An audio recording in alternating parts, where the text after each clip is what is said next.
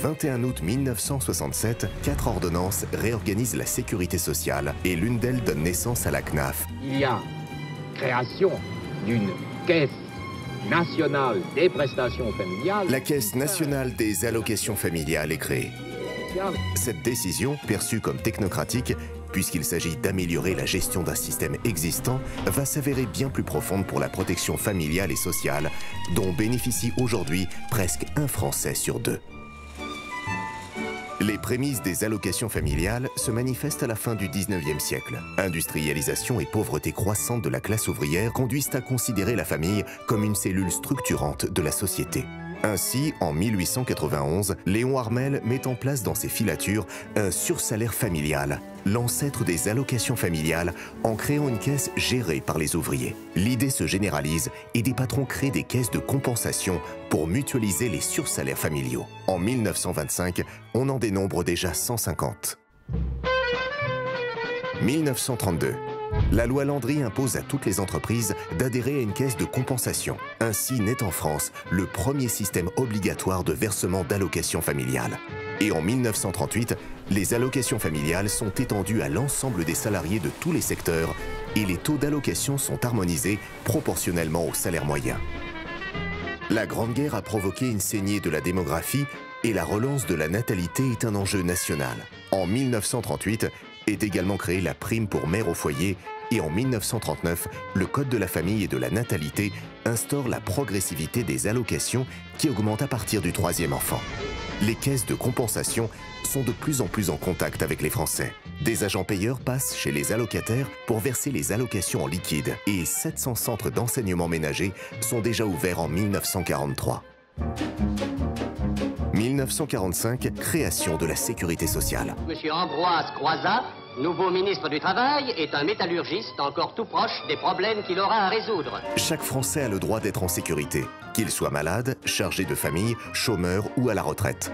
Après l'ordonnance du 4 octobre 1945, la loi de 1946 fixe le régime des prestations familiales.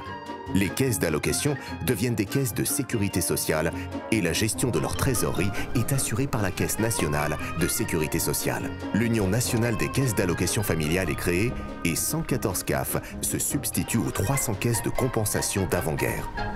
La France est en pleine reconstruction. Avec un taux de fécondité de 3 enfants en moyenne par femme, c'est le début du baby-boom. Pour y faire face, il convient de faciliter l'accès à la propriété et de créer plus d'équipements sociaux, de crèches et de nouveaux logements. Les CAF aident aussi les foyers modestes à partir en vacances, puisque la France y a pris goût depuis le Front populaire. En 1948 est créée l'allocation logement réservée aux familles, et c'est aux caisses d'allocation familiale qu'est confiée la gestion et le versement de cette nouvelle allocation. Nous faisons beaucoup de visites et nous ne savons jamais quelle situation nous allons trouver avant de nous présenter chez les gens. L'action familiale se professionnalise avec la création du métier d'assistante sociale.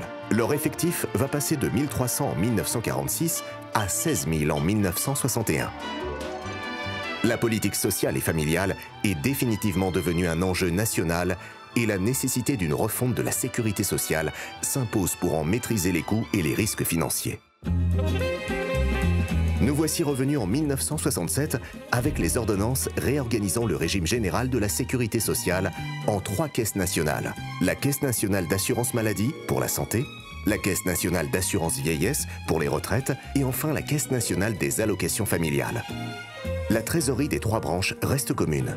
Depuis 1965, la femme peut travailler ou ouvrir un compte en banque sans la permission de son mari. Toutes les femmes de nos jours ont un compte en banque. Non, je n'ai pas de compte en banque. Oui, à de rares exceptions près. La femme est libre de choisir entre vie familiale ou professionnelle, sans oublier mai 68 et ses revendications. En 20 ans, le nombre de familles allocataires est passé de 1,8 million à presque 4,5 millions en 1969. La société du début des années 70 est bien loin de celle d'après-guerre. Déclin du mariage, hausse du nombre de divorces et séparations, augmentation du travail des femmes et du nombre d'enfants élevés par des mères célibataires. La France bouge, la CNAF et les CAF aussi. Plusieurs allocations voient ainsi le jour. Allocation spéciale pour les orphelins en 1970, émise sous condition de ressources de l'allocation salaire unique en 1971, aide au logement pour les jeunes familles sans enfants et allocation des mineurs handicapés En 1972, allocation pour frais de garde. En 1974, allocation de rentrée scolaire et allocation de parents isolés en 1976. En 1977, l'APL, l'aide personnalisée au logement, s'ouvre à tous, aux familles bien sûr, mais aussi aux personnes seules ou aux ménages sans enfants. Cette allocation va contribuer à l'accès au logement et indirectement au financement de la construction. 5, 4, 3, 2, 1. François Mitterrand est élu président de la République. 1981. Le gouvernement mise sur la politique familiale. Réduction du nombre d'allocations sous conditions de ressources et augmentation des montants. Les allocations familiales seront augmentées de 25% également au 1er juillet. Enfin, l'allocation de logement sera augmentée de 50% en 2 étapes. Cette politique, destinée à la relance de la croissance économique par la consommation, sera stoppée par le tournant de la rigueur. En 1986, l'allocation de garde d'enfants à domicile voit le jour. La fin des années 80 est marquée par un nombre croissant d'allocataires à revenus modestes qui ne s'en sortent pas. Une nouvelle pauvreté apparaît. D'avoir droit à une deuxième chance.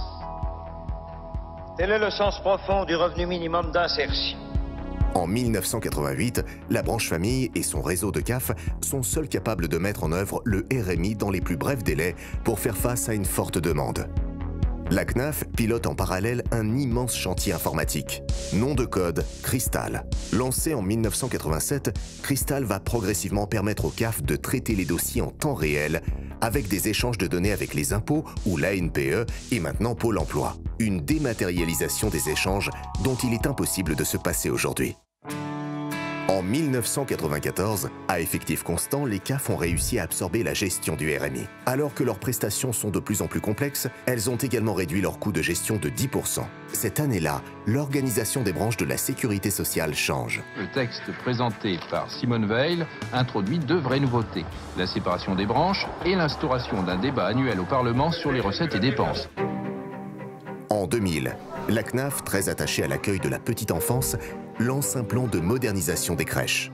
Le débat entre partisans du service public et partisans des crèches parentales ou en entreprise est rude. Les crèches parentales obtiennent un statut juridique. 9000 établissements accueillant 196 000 enfants sont restructurés et les investissements sont pris en charge par la CNAF à hauteur de 85%. En 2009, 1 million de Français touchent le RMI.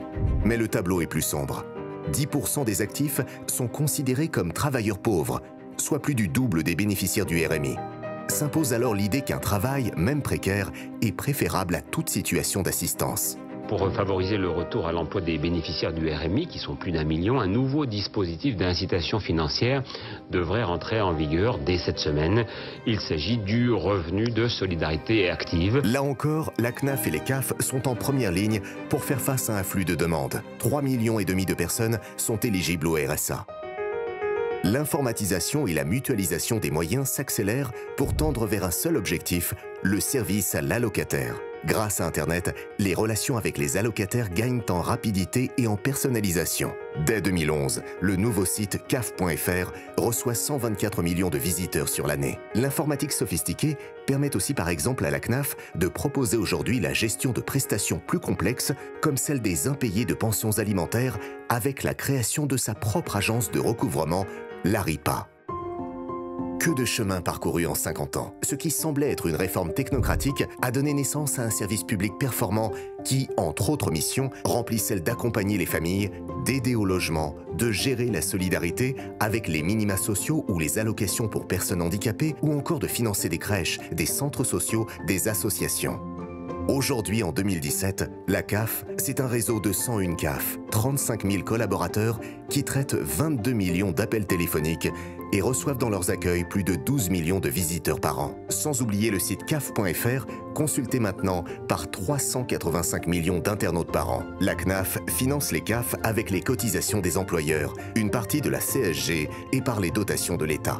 En 2016, 89 milliards d'euros ont été versés aux allocataires et c'est presque un Français sur 2 qui en bénéficie directement ou indirectement. Oui, quel chemin parcouru en 50 ans.